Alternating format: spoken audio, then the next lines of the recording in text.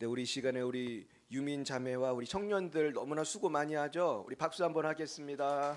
할렐루야. 나는 우리 유민 자매 기도를 들으면서 너무 감사했어요. 우리 옛날에 중학생 때 왔던 유민이가 아니야 이제는. 할렐루야. 이제 얼마나 믿음의 사람이 된 줄 믿습니다. 하나님 크게 쓰실 줄 믿습니다. 우리 하나님 말씀 보겠습니다. 열왕기하 13장.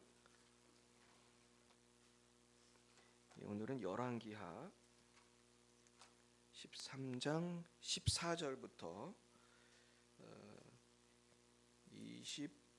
25절까지거든요. 그러니까 구약 584쪽입니다. 구약 성경 584쪽 열왕기하 13장 14절부터 25절 말씀 우리 같이 교독하시겠습니다. 제가 14절을 먼저 받들어 읽겠습니다. 엘리사가 죽을 병이 들매 이스라엘의 왕 요아스가 그에게로 내려와 자기의 얼굴에 눈물을 흘리며 이르되 내 아버지여 내 아버지여 이스라엘의 병거와 마병이여 하매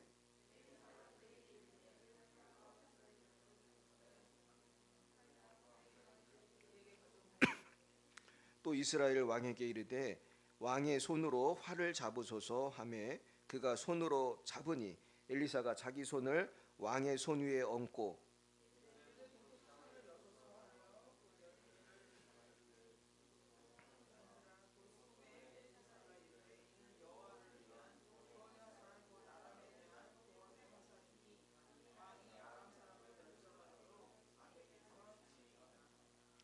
또 이르되 화살들을 집으소서 곧 집음에 엘리사가 또 이스라엘 왕에게 이르되 땅을 치소서 하는지라 이에 세 번 치고 그친지라.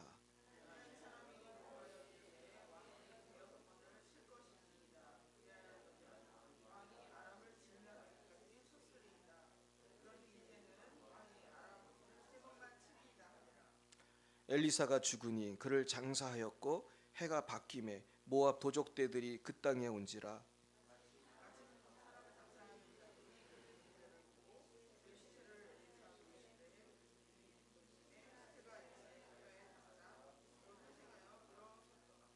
여호아스 왕의 시대에 아람 왕 하사엘이 항상 이스라엘을 학대하였으나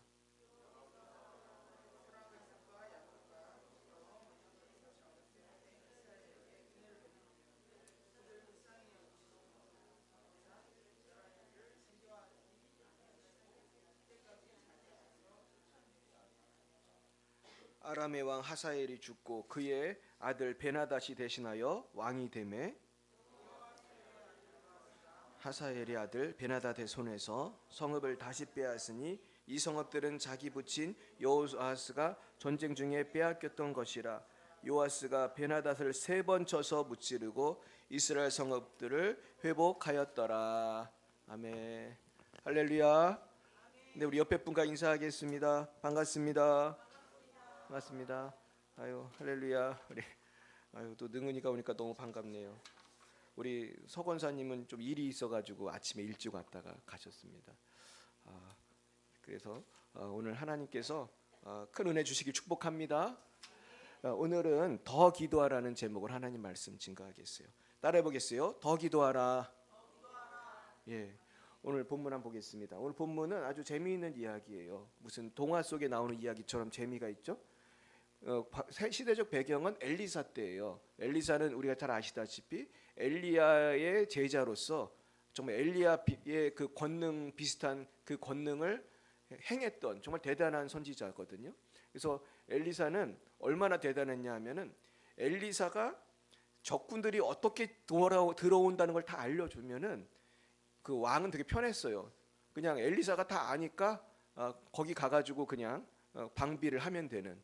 그래서 아람 왕을 되게 당혹스럽게 했던. 그래서 왕이 엘리사 말을 지금 잘 듣는 거예요. 보니까 14절 읽어보겠습니다. 엘리사가 죽을 병이 들어 이스라엘의 왕 요아스가 그에게로 내려와 자기 얼굴에 눈물을 흘리며 이르되 내 아버지여 내 아버지여 이스라엘 병거와 마병이여 하매. 자, 왕이 내 아버지라고 부를 정도로 존경을 했던 선지자예요. 그러면서 막 울어요. 뭐 슬퍼서 울은 것도 있겠지만 왕이 왜 울었을 것 같아요? 이제 엘리사 죽으면 큰일 났다 이렇게 생각하는 거죠. 그동안 엘리사가 나라를 지켜왔거든요. 적군들이 침입하는 것도 다 알려주고 그랬는데 그러면서 걱정이 되는 거예요. 그래서 이스라엘의 병과 마병이요. 병과 마병 이상의 일을 한 거죠. 그러니까 엘리사가 갑자기 뭐라고 합니까? 15절 보겠어요? 그에게 이르되 활과 화살들을 가져오소서 하는지라 활과 화살들을 그에게 가져오매. 그러니까 또 엘리사가 이렇게 하세요 그러면 또 바로 말을 듣잖아요. 그만큼 엘리사의 권위가 대단한 거예요. 활과 화살 갖고 오세요. 그러면서 뭐라고 그랬습니까? 왕의 손으로 활을 잡으소서.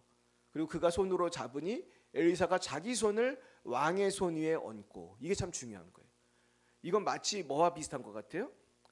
안수랑 비슷해요. 안수랑.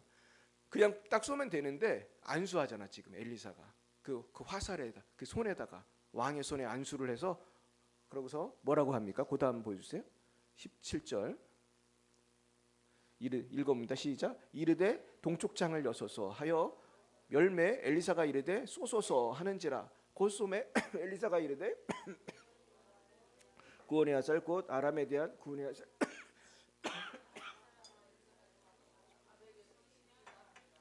예. 그러니까 화살을 쏘라고 그랬어요. 그러면서 18절에 보니까 또 잡으라고 그랬어요. 그러면서 또 땅을 치라고 그랬습니다.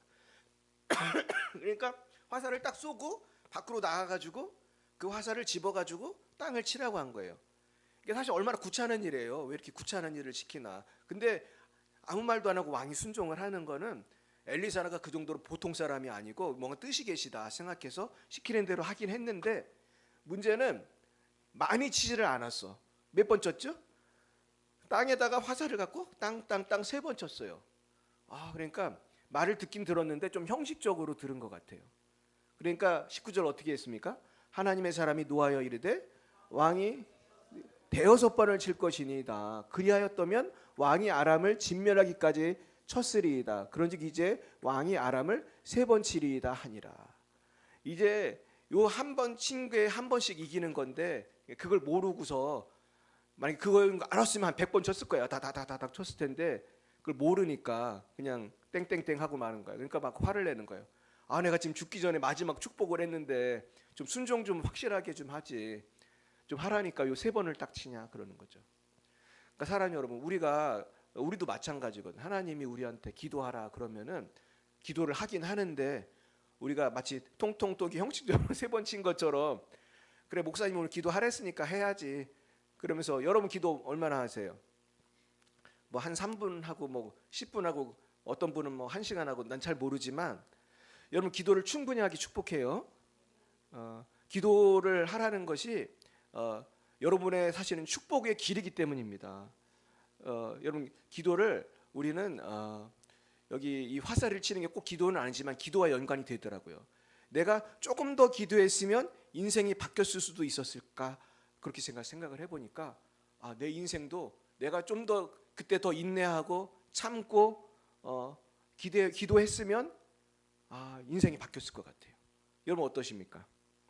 그때 조금 더 기도하고 결정을 잘 내렸으면 그때 좀 더 기도하고 내가 더 기도하고 했으면 어땠을까? 후회가 되진 않으세요? 저는 사실은 후회가 많이 돼요. 내 인생에서 제일 후회되는 게 뭐냐고 누가 물으신다면은 내가 우리 홍택 집사님 능훈 형제 그 나이에 우리 영민 형제 나이에 유민이 나이에 영은이 나이에 더 기도 안 한 게 후회가 되는 거예요.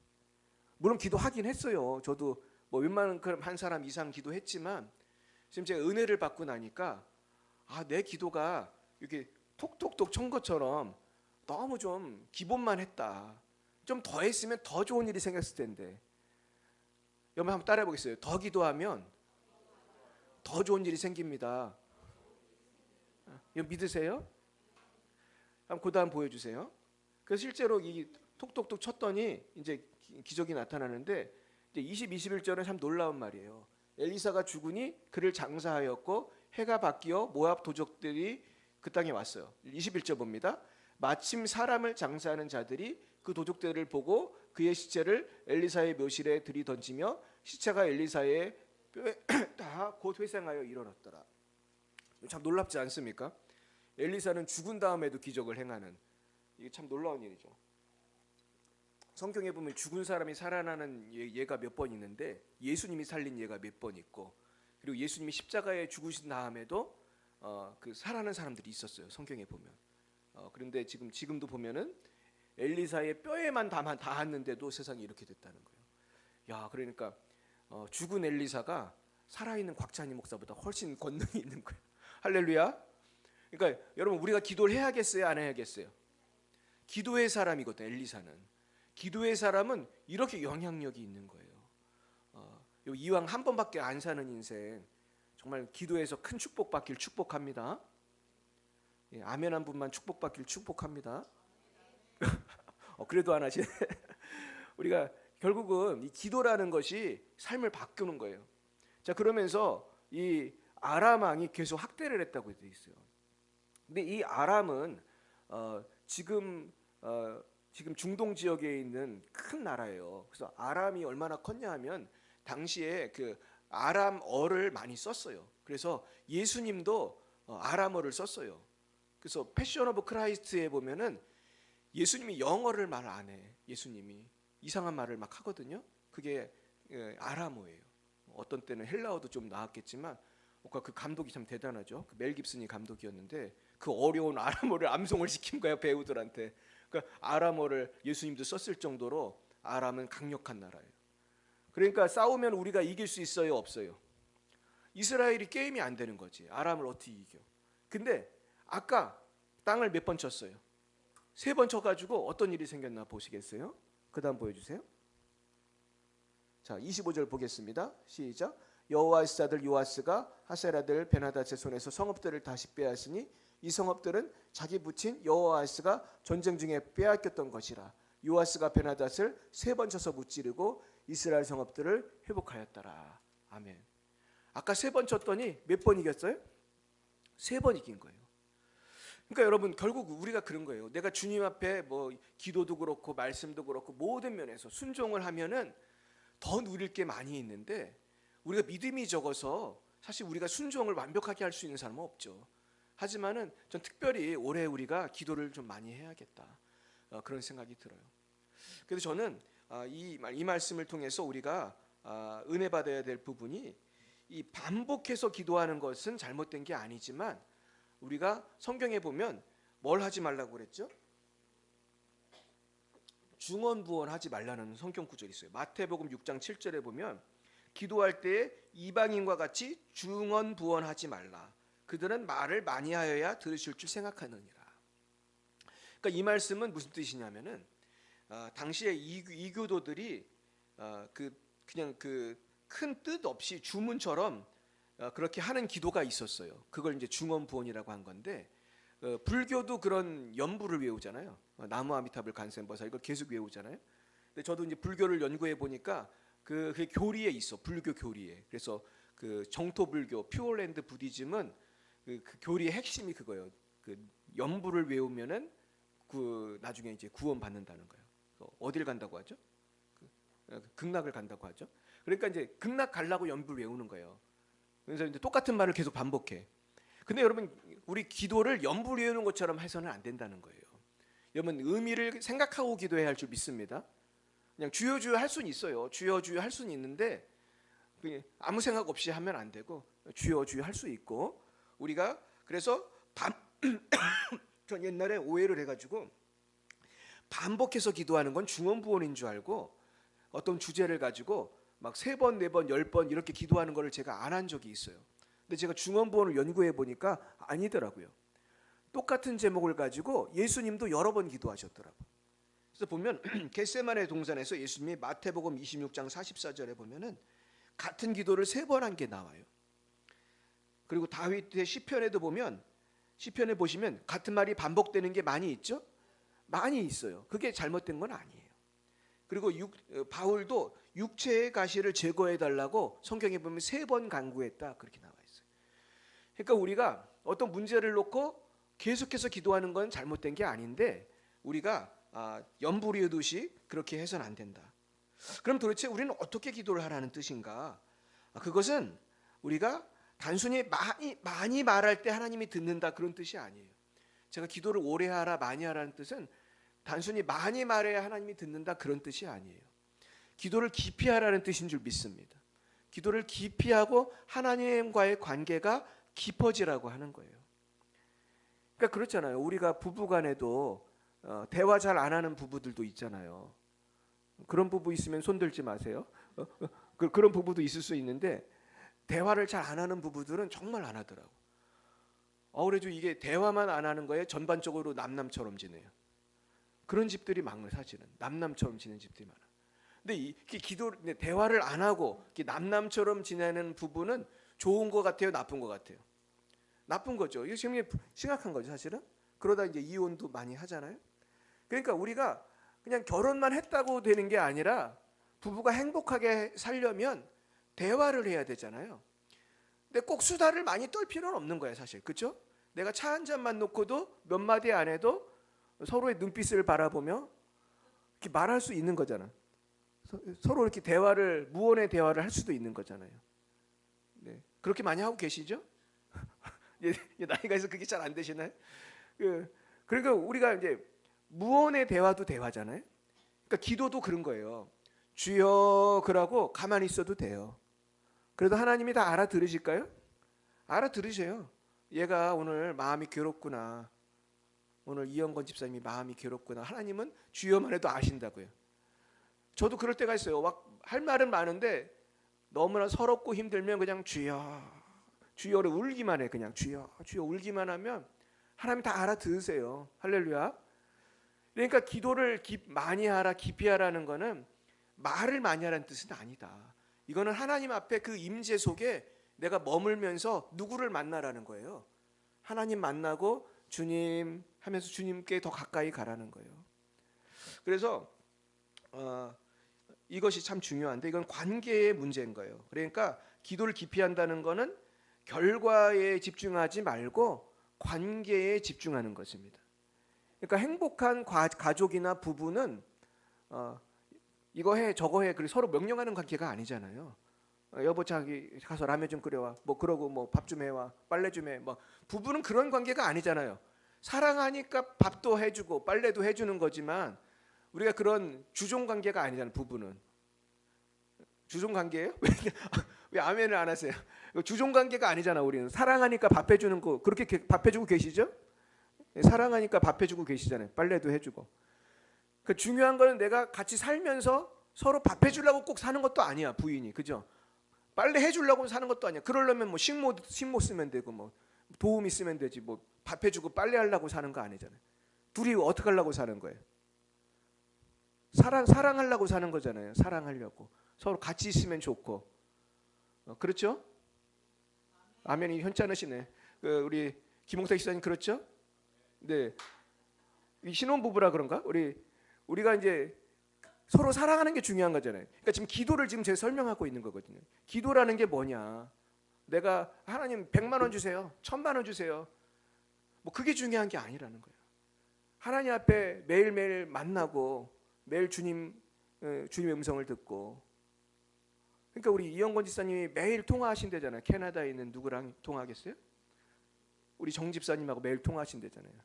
그 통화하는 이유는 뭐를 시키려고 하는 거예요? 음성을 듣고 싶어서 하는 거겠어요? 음성을 듣고 싶은 거예요. 우리 찬양에 뭐 있어요? 주의 음성을 내가 들으니 사랑하는 말일세. 그러니까 기도도 그런 거라고요. 사랑하니까 주의 음성을 듣고 싶으니까. 할렐루야. 조금 설명이 되셨습니까?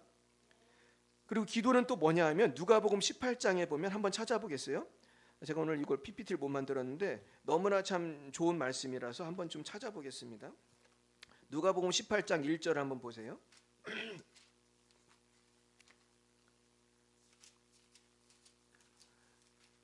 네, 오늘 우리 사모님이 간증을 해야 돼서 제 설교는 짧게 하겠습니다. 누가복음 18장 1절부터 우리 8절까지 말씀. 신약 126쪽이에요. 126쪽. 자, 우리 한 목소리 읽어봅니다. 시작.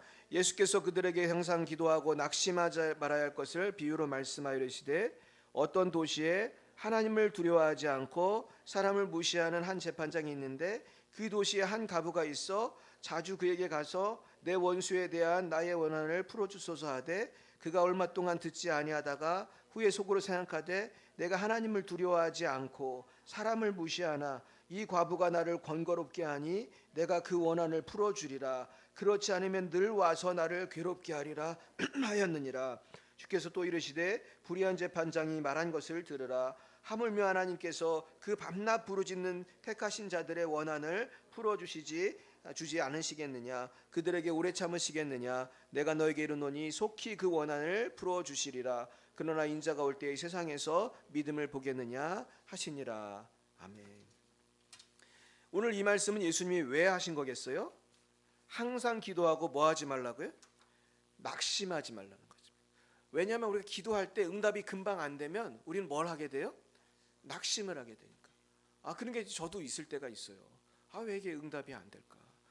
왜 응답이 안 될까? 근데 우리 낙심하면 안 돼요.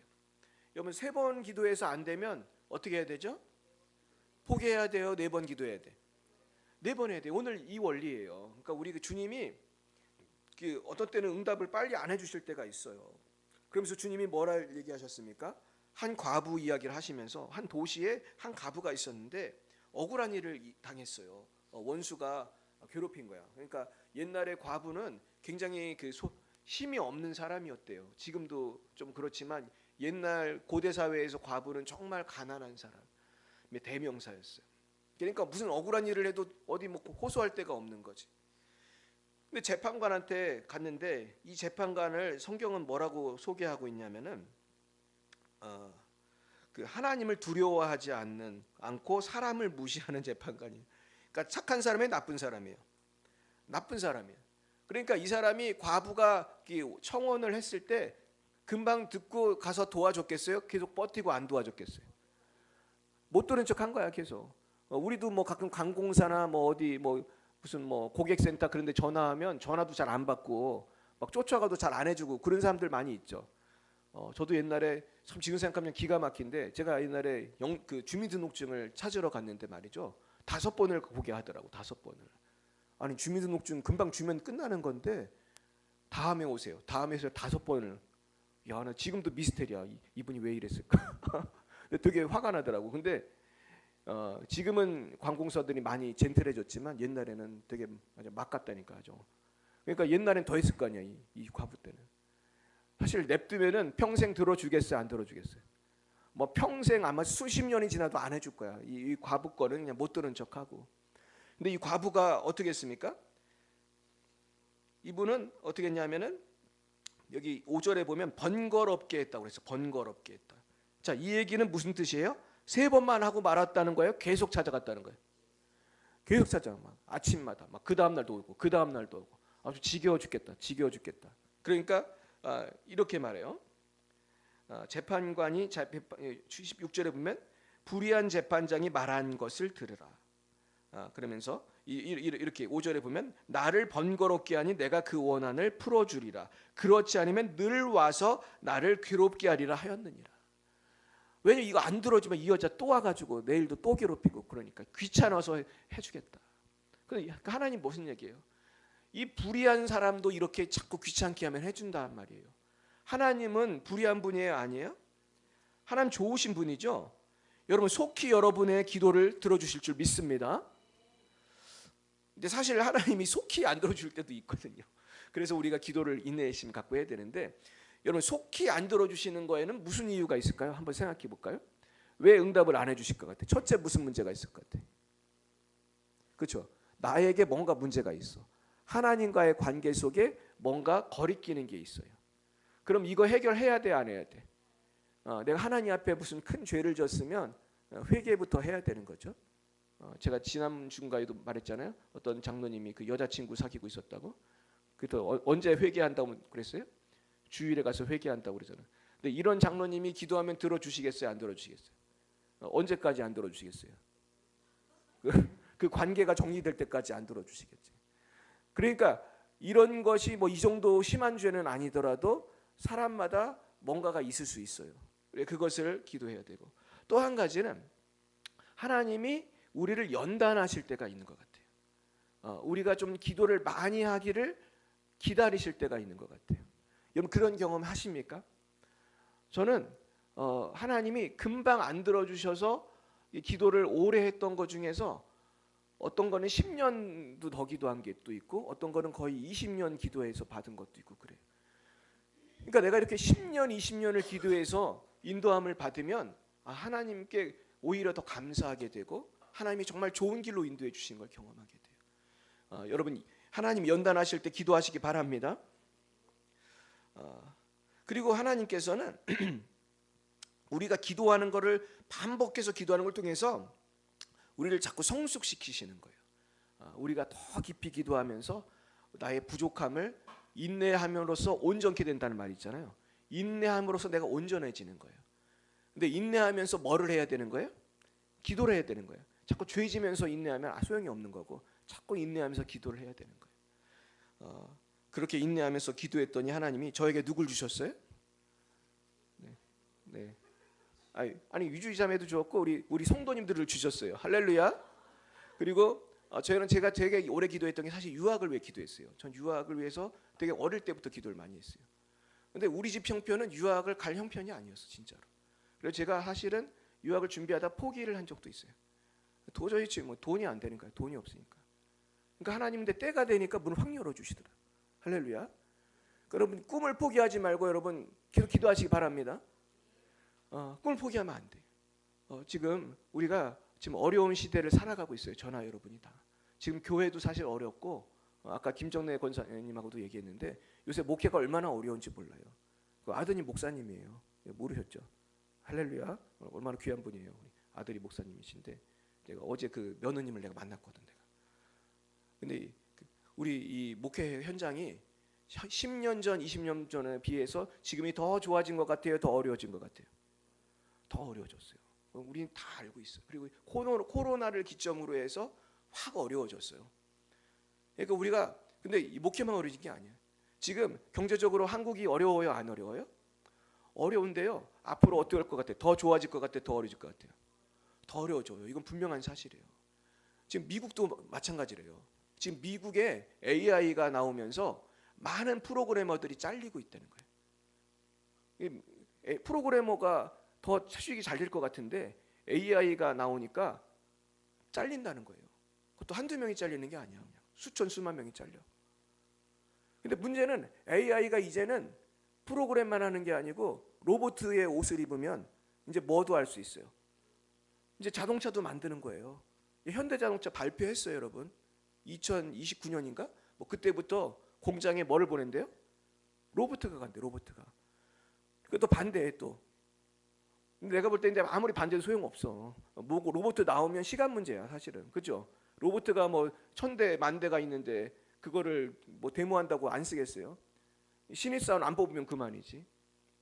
제가 아주 놀라운 강의를 하나 들었는데 어떤 유명한 그 강사님이 그런 얘기를 하더라고요. 지금 2세대가 참 불쌍하다는 거예요. 지금 MZ세대. 우리 영원이, 영민이, 유민이, 우리 능훈이 세대가 MZ세대잖아요. 근데 MZ세대가 왜 어렵냐 하면은 MZ세대는 지금 누구랑 경쟁을 해야 되기 때문에 AI랑 경쟁을 해야 된다는 거예요. 그래서 지금 여러분 변호사, 공인회계사 이런 좋은 직업도 옛날보다 직업 구하기가 쉬울 것 같아요? 어려울 것 같아요? 얼마나 어려우냐면요. 데모를 했어요. 얼마 전에 우리나라 공인회계사 된 사람들이 왜 데모했는지 아세요? 이분들이 3년은 수습기간을 가져야 취직이 되고 독립을 할 수 있나 봐요. 근데 수습기간을 가지려면 취직이 돼야 될 거 아니에요. 근데 취직이 돼요, 안 돼요? 안 돼. 근데 이유가 뭔지 아세요? 공인회계사는 돈 계산하고 뭐 그러는 거잖아요. 그걸 이제 누가 하기 때문에? AI가 하기 때문에. AI 쓰면 된대요. 그래가지고 지금 이제 MZ세대는 그런 어려운 세대라는 거예요. AI랑 경쟁해야 되고, 그래서 저 같은 이제 5, 60대 뭐 사장님들, 뭐 그 오나들이 MZ세대를 써야 되는데 얘들을 쓰지 않고 뭐를 쓰는 거예요? AI를 쓰고 이제 로봇을 쓰면서 취직이 어려워진 거예요. 이것을 이겨낼 힘은 우리가 기도밖에 없는 줄 믿습니다. 제가 가끔 인도에 가는데 제가 가는 동네 이름이 비하르주라는 곳이에요. 근데 비하르주는 인도에서 제일 못 사는 주입니다. 인도가 주가 20 몇 개가 있는데 인도 아주 구석에 있어요. 네팔 옆에 있는데 그 비하르주에 다슈라트 만지라는 사람이 살고 있었어요. 근데 다슈라트 만지가 사는 동네는 높은 산이 있어요. 그래가지고 그 산 때문에 병원을 가려면 시간이 오래 걸리는 거예요. 하루는 다슈라트 만지의 부인이 산을 올라가다가 떨어져가지고 다쳤어요.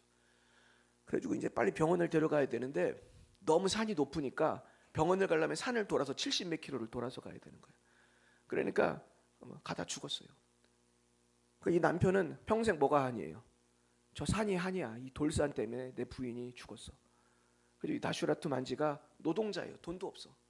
이 사람이 뭘 시작했는지 아세요? 뭘 시작했을 것 같아요? 이미아 권사님. 산을 부시기 시작했어. 이게 말이 안 되죠. 돌산, 그 큰 돌산을 부시기 시작했어. 근데 이 산을 한 100m 정도만 깎아내면은 길을 내면 쉽게 갈 수 있어. 근데 산 100m 깔려면 몇 년 걸릴 것 같아요? 이분이 미쳤다는 소리를 들으면서 22년인가를 해서 22년인가를 해서 20년인가. 그래서 이분의 일대기가 영화로 나왔어요. 마운틴맨인가? 하여튼 그 영화로 나왔어요. 실제로 20년 넘도록 그 부인을 생각하면서 내가 이 산을 까서 길을 만들어야지. 그래서 폭 8m, 9m 되는 넓은 도로를 20년 넘게 이분이 만들었대요. 그래가지고 그 너무 귀하시잖아요. 그래서 그 길 이름을 다슈라트 만지 로드, 다슈라트 만지의 길이라고 지었고, 이분은 2007년에 이제 돌아가셨는데, 제가 이 얘기를 왜 드리냐면은 이 사람이 뭐 예수 믿는 사람도 아니에요. 근데 누구 때문에 이걸 한 거겠어요? 자기 아내를 생각하면서 이런 일이 없어야겠다. 우리 동네 사람들을 이렇게 어렵게 살자. 순전히 그런 착한 마음을 가지고 정말 그 얼마나 돌산이 큰데 그거를 이렇게 하나하나 20년 넘게 부셔가지고 그 길을 낸 거예요. 사실 우리가 기도하는 게 어떤 때는 돌산을 깨는 것처럼 막막할 때도 있어요. 여러분, 그러나 포기하지 마시기 바랍니다. 포기하지 않으면 때가 이름에 하나님께서 이루게 하실 줄로 믿습니다. 날마다 이 믿음으로 쉬지 말고 기도하시는 주님의 자녀들이 되시기를 예수님의 이름으로 축원드립니다. 기도하겠습니다. 사랑의 하나님 아버지, 우리가 다슈라트 만지처럼 정말로 인내심을 가지고 기도하기 원합니다. 우리가 이 어려움을 당한 과부처럼 인내심을 가지고 기도하기 원합니다. 우리가 돈 벌고 세상에서 성공하는 것을 위해서는 열심히 포기하지 않고 하지만, 우리가 하나님 앞에 기도할 때는 너무나 인색하게 기도하지 않고 그저 형식적으로 3번 화살로 땅땅땅 한 것처럼 그저 형식적으로 할 때가 얼마나 많았습니까? 주여, 저희들의 어리석음을 용서해 주옵시고 이제는 성실하게 인내심을 가지고 기도하여서 하나님의 놀라운 영광을 보게 하여 주옵소서. 주여, 인내하며 기도하게 하옵소서. 믿음으로 기도하게 하옵소서. 끝까지 기도하게 하여 주옵소서. 예수님 이름으로 기도드렸습니다. 아멘. 네, 우리 이 시간에는 우리 유주희 사모님 나오셔서 일본 선교 간증해 주시겠습니다. 우리 박수로 환영하겠습니다.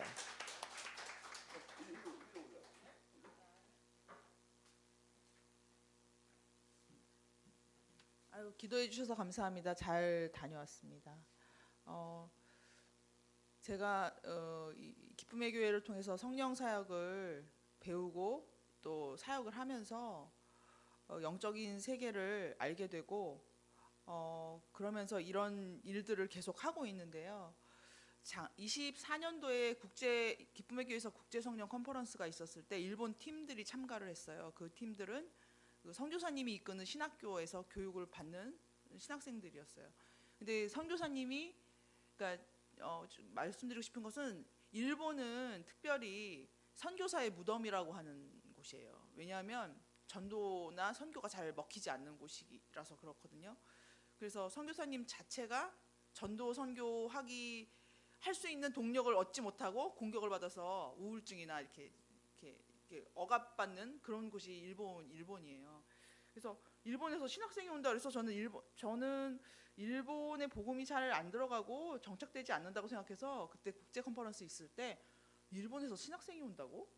뭐지? 그러면서 제가 참가를 했어요. 근데 한국 선교사님 이끌어서 여러 분을 데리고 오셨어요. 10명 넘게 데리고 오셨던 것 같은데 참 많이 오셨는데 이분들이 너무 열정을 갖고 그 하나하나 프로그램을 너무 잘 따라오시고 너무 열심히 기도하시고 너무 울고 막 이러셔갖고 일본에 이런 사람들이 있어. 제가 되게 충격을 받았고 그때 제가 일본어를 조금밖에 못하지만 그분들 입장에서는 제가 통로가 되는 거예요. 아무한테도 뭘 요구사항, 화장실 뭐 어떤 거 머리가 아프다 이런 걸 얘기할, 물론 선교사님 있으시지만 그 오신 선교사님은 그 사람들이 듣기 위해서 통역을, 모든 강사 통역을 두 분이 하시는데 하루 종일 그러니까 계속 떠드는 거예요. 그러니까 이 사람 참가자들을 세세하게 살필 여력이 없어요. 이렇게 통역 시끄럽기 때문에 위층에서 이렇게 난간에서 이렇게 귀 꽂아갖고 다 일본 사람들 다 귀 꽂고 있거든요.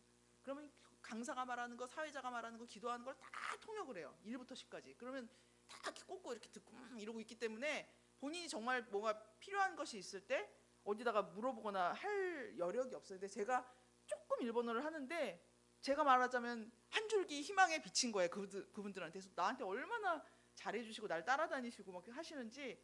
원래 그 사역을 할 때는 제가 힘들어갖고 쉬는 시간에는 사역자방에 가서 쉬어요. 근데 이분들하고 같이 밥을 먹고 막 쉬는 시간에도 이야기를, 그 안 되는 일본어로 이야기를 하고 그랬더니 나를 너무 좋아해 주시는 거예요. 난 너무 피곤하지만 되게 보람 있게 다 그때 일주일간 뭐 우리 컨퍼런스 있었을 때 같이 하고 이제 끝났는데, 이렇게 하고 나니까 우리 팀장님도 되게 은혜를 받으신 거예요. 우리 사역자 팀장님도. 그래서 야, 우리는 이제 팀을 꾸려서 선교를, 목사님도 인도를 가시지만 여러 나라를 가고 있거든요. 근데 우리 팀장님이 나 인도, 러시아가 전쟁 때문에 막혔으니까 나 인도를 해야겠다 그러시는 거예요.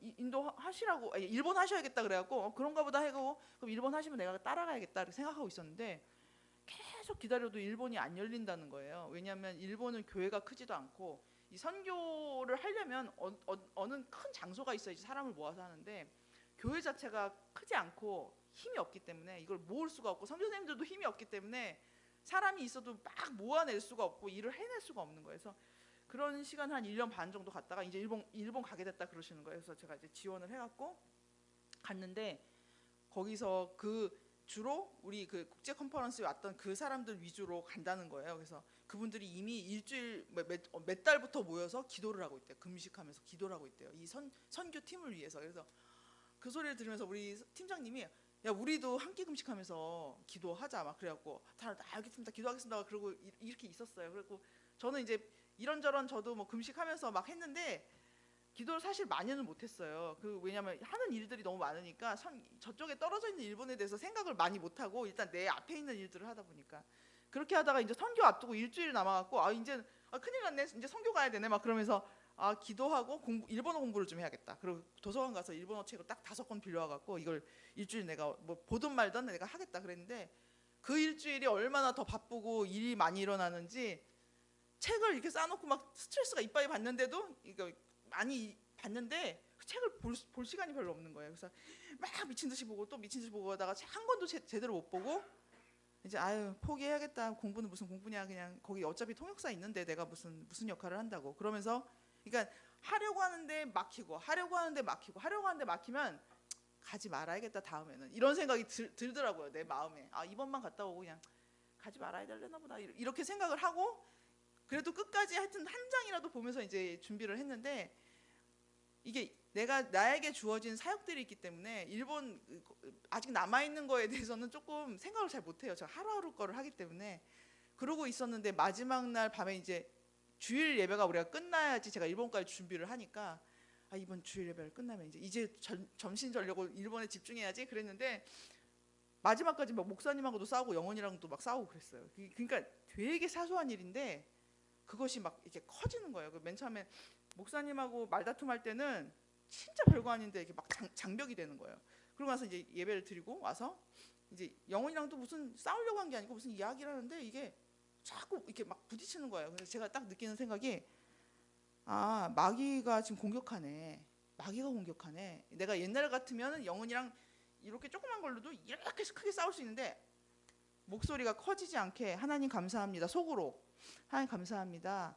마귀가 일본 선교를 싫어하는군요. 이것을 하나님 막는군요. 이러면서 제가 속지 않겠습니다. 하나님 감사합니다. 그리고 영원이하고 잘 이제 대화를 하고 그냥 낮은 소리로, 그러니까 옛날 같으면 영원히 너 그럴 수가 있어 막 이렇게 해야 되는 거를 그냥 이렇게 해서 이렇게 된 거다. 그러고서 이제 마무리 짓고 그다음에 일본으로 갔습니다. 근데 가는데 그분들이 기도하면서 기다리고 있을 걸 생각하니까 마음이 무거웠어요. 내가 잘 준비하지도 못했고 준비도 안 돼 있고 일본어도 약하고 지금 가서 어떻게 할 것인가. 그리고 제가 간증을 하나 맡았는데 간증이 제가 하려면 정말 길게 해야 되는, 이게 제가 말이 많잖아요. 빠르고 15분 주셨는데 15분 통역까지 해서 30분, 15분 안에 풀어낼 간증이 너무 나에겐 너무 작은 시간인 거예요. 난 말할 게 너무 많은데. 그래서 간증을 이만큼 준비했는데 이걸 축소해서 엑기스로 하는데 어디다 포커스를 둘 것인가를 보고 지금 내가 상황을 보면서 어느 쪽으로 해야 되는가 생각을 해야겠다. 그러고 있는데 주강사는 뭐 어느 목사님 언제 뭐 아침 저녁 점심 몇 시 이렇게 했는데 간증자는 시간 보고 맞춰서 넣겠습니다 이렇게. 나는 시간을 안 알려주는 거야. 정확한 시간을 언제 하는지도 몰라. 하여튼 그래갖고 아유 주여 이러면서 이제 마음에 이 간증을 그래도 어떻게든 나를 시켰으니까 효과적으로 해야겠다는 생각을 갖고 있었어요. 근데 오사카에 도착하니까 이제 공항에서 이제 우리 숙소까지 가는데 전철을 타고 이동을 했거든요. 일본 사람들을 보는데 그냥 어두워요. 행복해 보이지 않고, 그러니까 물론 우리가 개인 한 사람이 전철 타고 어디 목적지 갈 때 막 이러면서 가는 사람 없지만 그냥 다들 이렇게 좀 이렇게 눌려 있고 어둡다는 생각을 좀 했어요. 그리고 길은 되게 깨끗해요. 그리고 사람을 대하는 그러니까 그 직원들 같은 분들은 엄청 친절해요. 10번이고 100번이고 오야스미나사이 뭐 이라사이마세 뭐 엄청난 그 하이톤으로 우리를 반겨줘요. 근데 사실은 그 모습이 안타까워요. 얼마나 힘들까. 10명이면 호텔에서도 왔다리 갔다리 할 때마다 그냥 안녕하세요 어서 오세요 뭐 어쩌고저쩌고 이거를 하이톤으로 막 그렇게 얘기를 해줘요. 식당에서도 마찬가지고. 그러니까 이분들이 참 직업성을 가지고 열심히 하시지만 피로도가 있으시겠다. 여기까지는 일본에 대한 그냥 상황이 그랬다는 거고, 선교사님께서 이제 우리를 데리시고, 그러니까 원래 이 선교사님도 사실 영적으로 눌려갖고 기쁨의 교회를 찾아오셨던 거예요, 일본에서. 그러고 나서 나 여기서 내가 이제 살아나게 된 거예요, 선교사님 자체가. 그래서 이것을 성령 사역을 이제 신학생들한테 알려주기 시작했어요. 그래서 신학생들이 그때 국제 컨퍼런스에 와서 이미 성령 사역을 한번 배워갖고 갔어요. 그래서 이번 두 번째 우리가 팀이 간다니까 너무 기대를 하고 있는 거예요. 그래서 이제 갔는데 이제 사실 은혜를, 그러니까 국제 컨퍼런스에 온 사람은 성령 사역을 아는데 처음 참석한 사람도 있잖아요. 그래서 여러 부류가 섞여 있기 때문에 분위기는 처음에는 그냥 이렇게 얌전한 분위기였어요. 그래서 선교사님이 이렇게 우리 간증 사역자들을 한 명씩 설교를 시키면서 여러 가지 이제 관중도 섞으면서 찬양도 하면서 여러 가지 하면서 이 사람들이 많이 은혜를 받기 시작했어요. 그 중간중간에 이제 우리는 찬양하고 말씀하고 또 안수 기도해주고 그다음에 밥 먹고 찬양하고 안수하고 기도해주고 말씀 듣고 기도해주고 이런 거를 계속 했는데 우리 팀에서 그러니까 사역자 목사님 사모님만 간 게 아니고 권사님 또 청년 이런 분들도 갔어요. 그래서 나 맨 처음에는 내가 선교 갈 때마다 항상 사역자가 가지 권사님 청년이 뭐 가끔 한두 명 섞이는 사람은 그 사람들은 가면 이제 사진 찍어주고 뭐 여러 가지 보조 일을 하셔요. 그리고 이번에 권사님들이 엄청 많이 가시는 거였고 왜 사역자가 조금이고 권사님이 많지? 이렇게 생각하고 이제 갔는데 선교사님께서 이 일본 팀은 은혜만 담뿍 받을 수 있도록 우리 사역팀에서 식사를 좀 도와달라고 그 제안을 애초에 하셨대요. 그래서 선교팀이 가서 이제 밥을 조금 도와주는 거구나 그렇게 생각하고 있었는데 이제 팀장이 식사 팀장이 생겼어요. 우리 사역자 중에. 그분이 아니 사실은 거기가 할 수가 없어. 그러니까 누구를 시키고 누가 도와달라 할 사람이 없는 거예요. 선교사님 혼자 있는데 그리고 나머지들은 이제 그런 거를 할 여력이 없고 그러니까 우리 팀한테 부탁을 한 거예요. 그래서 우리 팀장님이 그 식사 팀장을 세우셔갖고 그분이 이제 권사님들을 싹 모아갖고 식사 팀을 만든 거예요. 그래서 우리들은 숙소에 있고 저쪽 팀은 그 미션홈이라고 자기네 선교사 센터에서 조그맣게 그러니까 말하자면 투룸짜리 조그만 방에서 선교 홈 센터가 있는데 거기서 그냥 계속 식사를 50명, 60명 분을 해내는 거예요. 그래서 우리가 그렇게 된 거 알고 우리 팀들이 다 반찬도 막 싸가지고 갔어요. 할 수 있는 만큼 다 반찬도 싸가지고 가고 그래서 거기 가서 이제 그분들이 말하자면 우리 식사팀은 그냥 아침에는 우리 이 세미나에 못 와요.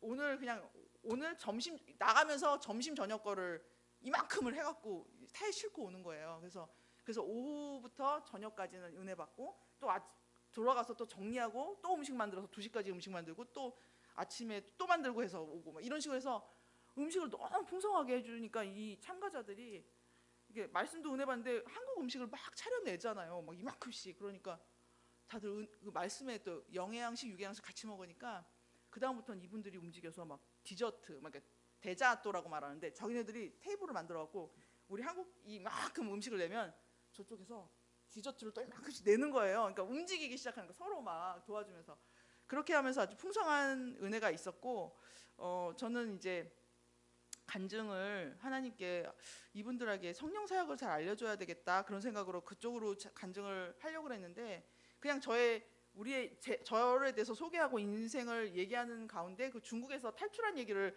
하게 됐어요. 인생을 다 얘기하다 보니까 근데 그게 되게 은혜를 받으시는 거예요. 그 되게 사선을 넘었구나 뭐 이런 약간 이런 걸로 그래서 난 그걸 얘기를 하려고 한 거 아니고 그냥 소개하는 일부분이었는데 거기에 되게 은혜를 받으시고 제가 이제 간증을 할 때 무리가 쫙 나한테 모여 있다는 생각이 되게 압도적으로 나의 말을 빨아들이고 있다는 생각을 제가 할 정도로 되게 집중력 있게 제 말씀을 들어주셨고 나중에 모여서 막 나한테 그 말하자면 부끄럽고 얌전한 사람들이에요. 되게 친절하고 근데 먼저 와서 말을 걸거나 그러진 않거든요. 근데 제가 일본어를 하는 걸 알기 때문에 저한테는 말을 걸어요. 근데 그럼에도 불구하고 먼저 와서 말 걸지는 않아요. 근데 그 간증 끝나고 와서 이 사람 저 사람이 와서 뭐 어쨌냐 저쨌냐 막 이렇게 물어보셔갖고 또 그 대응을 해드리고 그래서 저도 이제 첫날에 갔을 때 우리 호텔이 이제 일본 호텔이 딱 들어가 보니까 호텔 침대가 조그매요. 일본 사람들이 몸이 다 작고 키도 작고 날씬하거든요. 호텔 갔더니 침대가 조그매. 근데 나 모르는 다른 팀 권사님이랑 같이 방을 쓰게 됐어요. 우리가 선교비를 좀 너무 조금 내갖고 방이 작고 침대가 작은가 보다. 근데 여자는 그냥 여자끼리 그냥 같이 누워서 잘 수 있잖아요. 그래서 이제 그런 거보다 맨 처음에 충격을 받았지만 그리고 자고 일어나고 해서 이제 익숙해졌어 우리는. 근데 나중에 우리 팀장 목사님이 우리는 부부라서 침대를 한 개 줬는 줄 알았더니 거기도 다 한 대였어요. 그러면서 깜짝 놀라셨대. 그러니까 우리가 침대는 왜 하나예요? 왜 이렇게 조그매? 그런 말을 안 했어요. 왜 성교 와갖고 뭘 이런저런 얘기할 필요가 없잖아요. 그러니까 나중에 아시더니 그 침대가 그 하나 그 조그만 거 둘이 같이 했어요. 그러면서 네, 그래서 돈이 모자라서 그렇게 했는 줄 알았어요. 했더니 아니지, 난 이런지 몰랐지. 그러면서 다음번에는 자기는 자는 거는 잘해주는데 왜 이렇게 됐냐 그러고 미션홈도 뭐 5, 60만 음식을 내올 만한 그런 자리가 아니에요. 그냥 요만한 데서 막 하셨나 봐요. 한 번 해서 뭐 하고 한 번 볶아서 또 내고 이런 식으로 해서 이만한 통을 채워갖고 오신 거예요.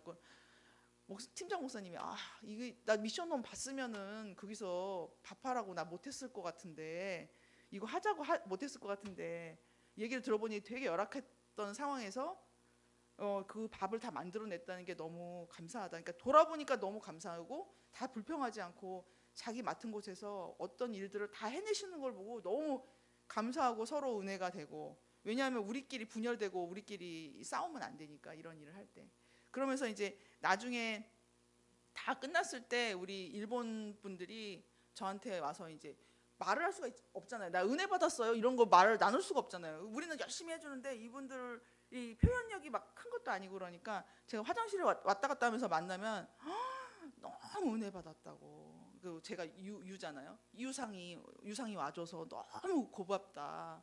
온다는 말을 듣고 너무 감사했다. 막 그러면서 저한테 막 인사를 해주는 거예요. 그래서 은혜를 받았는데 은혜를 끼친 사람한테 말을 할 수가 없는 거야. 이 사람들이 안 통하니까. 그러니까 나한테 와서 막 너도 은혜 받았냐? 그러니까 나도 은혜 받았다. 너도 그러니까 다 자기 은혜 받았다고 그래서 너무 감사했어요. 그리고 제가 개인적으로 간증하고 싶은 거는 제가 이제 여러 가지 일을 하면서 있는데 어떤 우리 동료 목사님이 자기 무릎하고 갑자기 허리 아프다고 그러는 거예요. 그래서 그래요? 하면서 나한테 기도를 해달라고 그래. 쉬는 시간에. 그래서 내가 알겠습니다. 그러고 이제 기도를 해드렸어요. 딱 붙잡고 뜨겁게 기도를 해드리고 여기 또 아프다 해서 여기도 기도해드리고 그러니까 무릎은 바로 나왔대. 기도하고 바로 나왔고 여기는 많이 가벼워졌대요. 그러더니 그 다음날 아침에 사모님 다 나왔어요. 그러는 거예요. 그래서 할렐루야 그리고 제가 기뻐했거든요. 근데 어느 날 이제 우리 목사님하고 영민이가 군대에서 이제 나와서 이제 데리고 온다 뭐 그런 얘기를 하면서 영민이가 군대에서 너무 힘들다고 그러는 거야. 근데 엄마한테 말하지 말래. 엄마 걱정한다고. 그래서 내가 말해. 걱정하긴 뭘 말을 알아야지. 그러니까 아빠가 이제 뭐 어쩌고저쩌고 어려운 일이 있었다 그런 얘기를 하더라고요. 그래서 그 얘기를 딱 들었는데 이제 이때까지는 이제 이 세미나에 집중하고 있었는데 걱정이 딱 오니까 아 영민이가 지금 군대에서 바깥으로 나와 있잖아요. 근데도 하나님 영민이 좀 살려주세요. 막 이런 막 어떡하지 영민이 어떡하지 막 이런 생각이 막 드는 거예요. 그래갖고 그러고 있는 중에 세미나가 계속 진행되고 있는데 자꾸 영민이 걱정이 돼요. 세미나 가운데. 그래서 아니 이거 세미나 집중해야지. 그러고 있는데 어떤 분이 자기 어깨 아프다고 기도해달라고 그러는 거예요. 그래서 제가 영민이가 이런 어려움이 있대 어떤 사모님한테 한번 이렇게 얘기를 하고 있었어요. 군대에서 이런 어려움이 있대 어떻게 해야 돼요? 그랬더니 아유 그래 그런 건 너무 어렵지 막 이러면서 그 자리에 그 권사님 한 분 계셨는데 나 여기 아픈데 이거 좀 해주세요. 그렇게 얘기를 했었어요. 처음에 얘기 시작하기 전에. 근데 내가 이 사모님하고 막 그런 얘기를 하는 거 하니까 아유 복잡한데 저 기도해 주지 마세요. 그러시는 거예요. 어깨 기도해 주지 말래요. 그 소리를 듣더니 그래서 그래도 너무 마음이 쓰여서 제가 기도를 해드렸어요. 근데 기도를 하는데 그때도 이제 무릎 기도할 때도 열심히 기도했고 여기도 기도를 하는데 집중이 안 돼. 이게 기도를 열심히 해주는데 자꾸 영민이 걱정이 막 계속 침투되는 거예요. 그러니까 아니야 기도에 집중해. 또 들어오고 또 들어오고. 그러니까 왜냐면 그 소리 내가 듣자마자라서 좀 걱정이 많이 되니까 열심히 그래도 해줘야 돼. 그래도 해줘야 돼. 막 하고선 이게 말하자면 걱정과 싸우면서 막 기도를 해줬어요. 그리고 나서 이분은 어떻게 됐는가 궁금한 거예요. 그래서 제가 나중에 물어봤더니 사모님 좋아졌어요. 안 아파요 이제. 근데 그랬어요. 제가 기도해줘서 안 아파요. 딴 사람한테 기도 받았으니까 사모님 기도 받고 그다음에 딴 팀장 목사님한테도 또 기도 받았대. 그래서 내가 속으로 나한테 기도 받고 또 받았으면 별로 안 좋아져서 또 받았나 그런 생각하면서 좀 물론 뭐 같이 연합해서 효과가 있었겠지만 하여튼 뭐 당시 나 때문에라고 얘기를 하지 않았기 때문에 이게 뭔가 좀 방해가 있었고 치유하는데 효과가 작았구나 이런 생각을 제가 했어요. 그러고 나서 또 이제 사역을 하면서 막 이제 지나가서 우리가 안수기도를 많이 하는데 어떤 권사님이 이제 안수기도가 끝난 다음에 저한테 막 기쁜 얼굴로 찾아오셔서 사모님 그러고 네 그랬더니 사모님 기도해 줄 때요 성령이 너무 임해갖고 내가 정말 눈물이 터져 나와서 울 걸 참았어요. 그래고 그래요? 할렐루야 그렇게 많이 느꼈어요. 그러니까 자기 너무 뭐 이분이 누군가 이렇게 센 사람이 누군가 해서 눈을 번쩍 뜨고 그 사람을 봤다는 거예요. 그래서 우리가 원래 사역하고 사역 받을 때 눈 뜨고 누구 여기 오세요, 뭐 나 해주세요, 뭐 이런 소리 하지 말라는 게 기본 규칙이에요. 그래서 사람들이 웬만하면 기도를 할 땐 기도를 눈을 감고 기도만 해요. 근데 너무 은혜를 받으면 이 사람이 누군지 너무 알고 싶잖아요. 기도 받는 사람이. 그러면 조금 떠갖고 양말이나 옷자락 끝을 이렇게 이 빨간색 옷 입었네. 뭐 이런 걸로 이렇게 기억하고 싶은 마음이 있거든요. 이분이 그래서 나는요 은혜를 받으면요 눈을 탁 떠갖고 누가 있는지 이거 봐요. 그러는 거였고 사모님 해주신 거였고요. 내가 너무 감사해요. 말씀해 주시니까 내가 용기가 난다고. 왜냐하면 내가 해주는 게 이 사람한테 어떤 영향을 끼치는지 내가 알 수가 없잖아요. 막 어땠어요? 이러고 물어보는 게 아니기 때문에. 그래서 기도를 해주고 지나갔어요. 그런데 그 다음에도 또 이 권사님이 찾아오시더니 사모님 우리가 여러 명이 기도를 하니까 누가 하는지 몰랐는데 또 이거 아까랑 똑같은데? 이러면서 자기가 기도받다가 딱 쳐다보더니 또 사모님이 지나간 거예요. 그래서 막 저한테 막 고맙다고 사모님 너무 기도해줘서 고맙다고 다 해준 건데 사실은 그때 근데 그건 사람마다 틀린 건데 어찌됐든 저한테 얘기를 해주니까 제가 하나님이 나를 사용하시는 거를 듣게 하시는구나. 그래서 너무 감사했고요. 그 와중에 제가 간증을 하면서 이제 영민이 문제를 들으면서 이 세미나가 흘러가는데 계속 영민이 생각이 나는 거예요. 이걸 어떻게 해결하면 좋을까? 어떻게 하면 좋을까? 그러는데 세미나 하면서 말씀 가운데 하나님이 이제 강사 목사님을 통해서 우리 모든 참가자한테 얘기하는 말씀인데 그게 저에게도 하는 말씀이잖아요. 그래서 그 말씀을 들으면서 많이 이렇게 생각이 정리되고 저도 은혜를 받게 되었어요. 근데 그 여러분하고 나누고 싶은 거는 우리가 여러 가지 많은 어려움들이 있잖아요, 인생에. 근데 이런 모든 문제, 특별히 그건 나로 인해 나의 잘못으로 인한 문제도 있고 영적인 공격도 있어요. 그러니까 이걸 어떤 문제든 우리에게는 모두 어려운 문제예요. 근데 이 모든 것들을 하나님 앞에 나와서 하나님께 기도해서 물론 그 해결되는 기간까지 그 고통의 기간이 너무너무 힘들어요. 그런데 그 길을 허락하신 그러니까 하나님께서 물론 일부러 시험을 주시진 않지만 그것을 내가 가게끔 그 기간을 어느 정도를 허락하신 하나님께서 모든 것이 합력하여서 선을 이루어서 결국은 나에게 가장 좋은 것을 주시고 승리를 주신 하나님이라는 것을 믿어야 된다는 거예요. 우리가 그래야지 이 승리를 얻어낼 수가 있지. 이 지금 막 어려운 환경이 너무 나에게 죽을 것 같고 힘들고 어렵다고 해서 마귀는 계속 낙심하고 절망하게 만들고 포기하게 만드는데 그 기간을 통과한 사람은 하나님의 사람으로 또 이 세상의 어떠한 어려움도 다시 이길 수 있는 사람으로 변화되고 성장되는 거거든요. 그래서 그런 것을 절대로 우리가 어떤 환경에서도 놓치지 말았으면 좋겠고 또 제가 한 가지 말씀드리고 싶은 것은 하나님이 원하시는 것은 우리 큰 일을 하는 게 아니고요. 하나님을 사랑하는 거예요. 먼저는 하나님 사랑하는 거를 원하시고 제가 이것도 하나님 말씀해 주셔서 제가 안 거거든요. 기도하면서 하나님 제가 성령 사역을 이렇게 하고 있어요. 우리 교회가 부흥됐으면 좋겠어요. 뭐 여러 가지 제가 기도하는 게 있잖아요. 그런데 하나님 내가 왜 이런 일들을 하고 하나님 나에게 뭘 원하세요? 그렇게 제가 기도를 했을 때 하나님께서 바로 대답을 해주시는데 하나님을 사랑하라고 하시는 거예요. 근데 그 말 하시기 전에 뜻이 하늘에서 이루어진 것 같이 땅에서도 이루어지게 하라. 그러니까 하늘나라에서는 하나님의 뜻이 이루어졌는데 이 땅에서는 아직 이루어지지 않았어요. 그래서 우리가 많은 괴로움과 어려움과 죄가 있는 거예요. 근데 하나님께서는 이 땅에서 하나님의 뜻은 하늘에서는 이루어졌는데 땅에 아직 안 이루어졌기 때문에 이 일을 누가 하기를 원하세요? 내가 하나님의 백성으로서 하늘의 뜻이 땅에 이루어지게 하기를 원하시는데 그 첫 번째는 그럼 내가 하나님 뜻이 땅에 이루어져야 하는 거군요. 그러면 하나님의 뜻이 뭔가요? 그리고 물어봤더니 하나님께서 또 저에게 말씀을 주셨어요. 하나님을 사랑하라. 그 목숨을 다하고 뜻을 다하여 하나님을 사랑하라. 그리고 이웃을 사랑하라. 그러니까 우리가 모든 신앙생활과 모든 어떤 사역이든 일이든 할 때 하나님을 사랑하는 게 첫 번째고 그것을 받고 누림으로 말미암아 그것이 흘러 넘쳐서 이웃을 사랑하는 거예요. 그것이 없이 일을 먼저 하고 봉사를 먼저 하고 이렇게 하면 힘들고 지쳐요. 왜냐하면 동력을 받지 못한 채 일을 하기 때문에 이게 소중하지 않다는 게 아니고 이게 뭐 아무것도 아니라는 게 아니고 열심히 하는 게 되게 중요하지만 그 동력은 하나님을 사랑하는 사랑 그리고 하나님께서 오는 사랑을 내가 느끼면서 그 일을 해야 된다는 거죠. 그래서 하나님 그 일을 깨닫게 하셔갖고 하나님을 사랑하고 이웃을 사랑하는 게 모든 사역의 근본이고 우리 모든 성도들이 가져야 할 마음이거든요. 그래서 제가 그걸 알게 됐어요.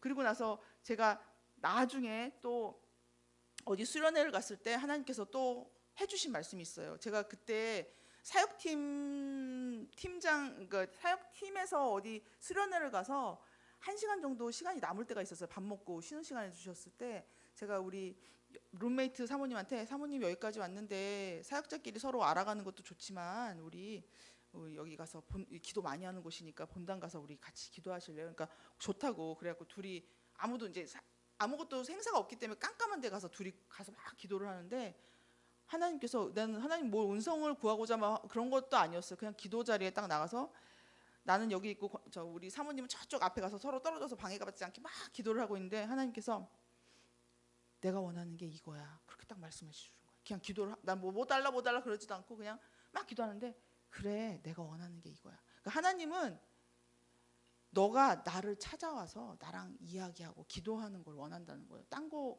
그러고 나서 몇 가지를 말씀해 주셔서 저한테 그래서 제가 막 써놨어요. 하나님 이런 얘기를 해주셔갖고 그래서 하나님이 원하시는 거는 큰 게 아니에요. 우리가 하나님을 사랑하는 거 그리고 하나님께 나아가는 거 하나님께 얘기하는 거 그걸 하나님 원하시는 거예요. 그리고 이 사랑이 흘러가길 원하시는 거예요. 그래서 제가 일본 선교를 마치고 오면서 하나님이 원하시는 게 정말 하나님과 가까워지는 거 하나님 사랑하는 거 하나님 사랑 알고 그 사랑을 전하는 거구나. 제가 그걸 깨닫게 됐어요. 그래서 일본 분들하고도 그 사람들이 얌전하지만 나중에 다 이게 말하자면 축제처럼 돼갖고 되게 즐겁고 헤어지는 게 아쉽고 뭐 그런 상태가 됐어요. 그리고 돌아오면서 또 와달라고 그래서 알겠습니다. 오겠습니다. 기회가 있으면 또 오겠습니다. 막 이렇게 하고 인사하고 왔거든요. 근데 하여튼 우리가 가장 중요한 거는 하나님을 사랑하는 거, 그리고 하나님 뜻대로 사는 거, 그리고 하나님이 그걸 가장 원하신다는 거. 그리고 일본 분들은 제가 보기에 일본의 역사가 되게 피비린내 나는 역사였더라고요. 우리가 알고 있는 도쿠가와 이에야스랑 풍신수길, 덕천 그거 뭐지? 토요토미 히데요시. 이 우리가 알고 있는 우리의 원수 같은 그 일본 분들이 거기서도 그 천하를 일본 국토를 평정하면서 국내에서도 피비린내 나게 싸운 거예요. 우리가 영남 호남이 뭐 원수같이 지내고 그런데 그 정도가 우리는 그래도 아유 좀 싫다 이런 거지만 거기는 그냥 전멸, 그 인구를 싹쓸이하는 그런 걸로 해서 도쿠가 이에야스 풍신수기 이런 사람들이 그냥 거기 일본 땅을 점령하면서 피비린내 나는 싸움이 있었어요. 그래서 그 땅 자체가 그 원한이 있고 그리고 그렇게 하면서 전리품으로 여자들과 어린애들을 되게 그러니까 물건처럼 다루는 그렇게 하다 보니까 팔고 애들 팔고 여자 팔고 막 이렇게 하면서 약간 여자들도 물건 취급하고 막 이렇게 하는 그런 문화가 뿌리 깊게 남아 있어서 지금까지도 좀 이렇게 어둡고 힘들고 그러니까 사람들이 다 얌전하게 이렇게 말을 잘 듣고 이렇게 가는 거예요. 그래서 선교사님이 되게 저희들을 오사카 성이라고 하는 제일 높은 곳으로 꼭대기를 데려가셔갖고 오사카를 내려다보면서 기도해달라고. 그리고 그 오사카 그 왕들에 있는 무덤, 되게 큰 무덤이 있어요. 거기. 이 왕들이 있는 무덤, 이 사람들 다 싸우고 막 이렇게 해서 순장을 300명인가 몇 명, 왕이 죽었을 때 300명을 생사람을 같이 다 갖다 묻었대요. 엄청 큰 무덤을 해놓고 그걸 막 자랑해요. 이렇게 여기 이렇고 뭐 이 무덤들이 뭐 우리를 지키는 것처럼 이렇게 안내해 주시더라고요. 그래서 이런 악한 영들이 끊어지도록 기도해달라고 선교사님이 정말 절규하는 심정으로 우리를 전망대로 끌고 올라가셔갖고 이렇게 보라고 하면서 그런 타화를 미리 가서 이렇게 땅 밟기 하듯이 같이 기도를 하고 그리고 이제 세미나를 시작했는데 그래서 일본 분들이 이게 힘이 없어요. 그러니까 하나님을 믿고 기쁜데도 이걸 표출을 못 해내요. 워낙 억눌려 있고 그냥 자기 의견을 많이 내지 않고 나라 전체를 위해서 자기 자신은 죽이고 그냥 질서를 따라가기 때문에 뭘 하지 않고 이게 힘을 못 내요. 그래서 이분들이 많이 힘들겠구나, 더 기도해야겠다. 돌아오면서 더 많이 기도해야겠다. 그리고 우리 영민이가 문제가 크지만 더 기도하라고 하나님께서 이 문제를 주시는구나 그런 생각하면서 정말 기도밖에는 해결할 것이 없고 뭐 풀어낼 것이 없고 우린 기도밖에 할 수밖에 없다는 것을 알고 느끼면서 결론을 내면서 돌아왔습니다. 그래서 돌아와서 더 열심히 기도할 수 있도록 하나님께서 이렇게 문제를 주시는구나 하면서 그러고 다짐을 하면서 돌아오게 되었어요. 그래서 하여튼 정신없이 말씀드렸는데 하여튼 은혜 받으셨으면 좋겠고 감사합니다. 기도해 주셔서 감사합니다. 아유 감사합니다. 하나님께 영광 올려드립니다. 우리 잠깐 네 광고 말씀 드리. 제가 감기에 걸려가지고 지금 점심 식수에 찬양 전도를 하려고 했는데 너무 춥죠. 그래서 오늘 좀 추운 것 같아서 점심 식사하고 이 추리 철거를 하겠습니다. 우리 다 함께 추리를 이렇게 이게 좀 손이 많이 필요하거든요. 추리 철거를 하고 찬양 전도는 다음 주부터 하도록 하겠습니다. 그리고 연말 정산이 필요하신 분은 말씀해 주시기 바랍니다. 그리고 신년 부흥회가 2월 7일 8일 있는데요. 많은 기도를 부탁드립니다. 신년 부흥회도 여러분 그 주위에 좀 좋은 이웃이나 가족들이 있으면 꼭 모셔오시기 바랍니다. 아멘. 여기 자리가 꽉 찼으면 좋겠어요. 왜냐면 너무 훌륭한 분들이기 때문에 이분들은 뭐 그냥 뭐 병만 잘 고치는 분들이 아니라 정말 인격적으로 정말 훌륭하신 분들이에요. 그래서 제가 너무 존경하는 목사님들이고 우리 교회랑 또 관련이 있어요. 매주 수요일마다 오셔서 기도해 주시는 목사님들입니다. 우리 손호성 목사님, 최명국 목사님을 위해서 함께 기도해 주시기를 바랍니다. 네. 그래서 김영식 시사님이 지금 누워 계신 것 같은데 오늘 그냥 봉헌을 특별히 그러면 봉헌 찬송을 같이 부르도록 하겠습니다. 그럼 우리 다 일어나셔서 우리 봉헌 찬송가 50장 같이 부르시고 제가 헌금 기도하고 축도로 마치겠습니다.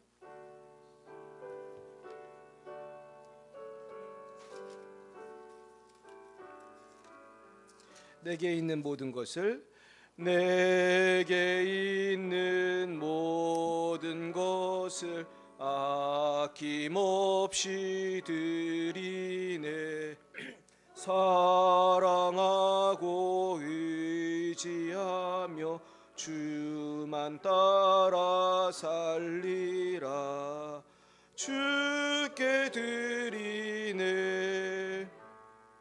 주께 드리네. 사랑하는 구주 앞에 모두 드리네. 내게 있는 모든 것을 겸손하게 드리네.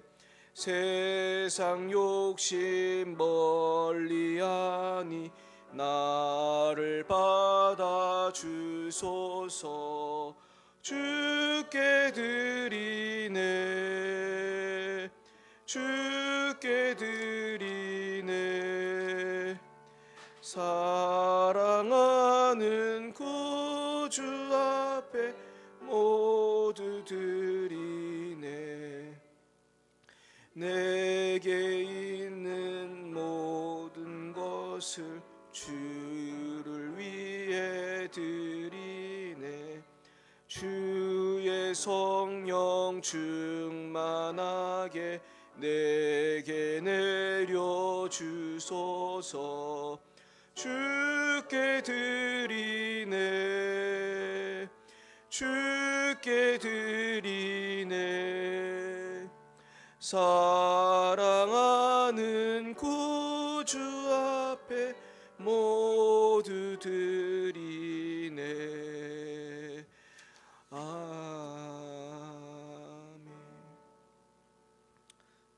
좋으신 주님, 이 시간 주님 앞에 우리의 삶을 드리며 우리의 예물을 주님께 올려드립니다.